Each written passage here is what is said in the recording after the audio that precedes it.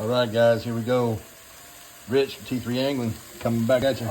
Got another little hot skillet dish going on here.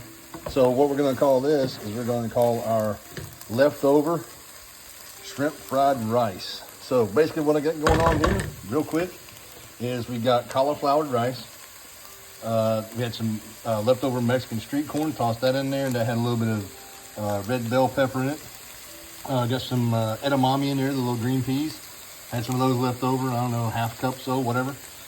Diced up or chopped up some carrot real quick, tossed all of it in there. A little bit of soy sauce, like low sodium soy sauce it is, just a little bit, just to get the flavor coming through.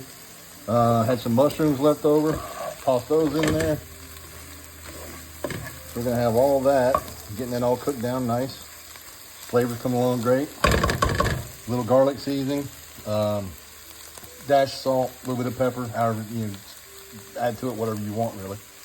Once that's down, throw in your shrimp. Now what I did is I cut this up, I don't know, probably 30 shrimp maybe, I don't know, whatever.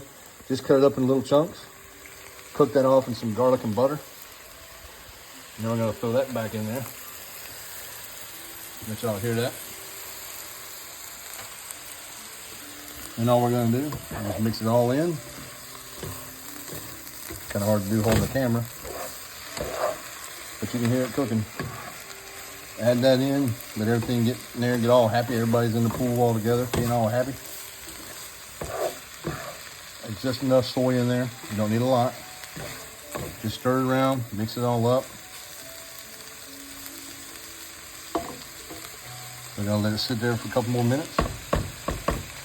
Again, it is riced cauliflower, edamame, leftover street corn, a little bit of leftover mushroom, some shrimp, raw shrimp I had in the freezer, some carrot, and that's really about it. Just a little bit of soy sauce.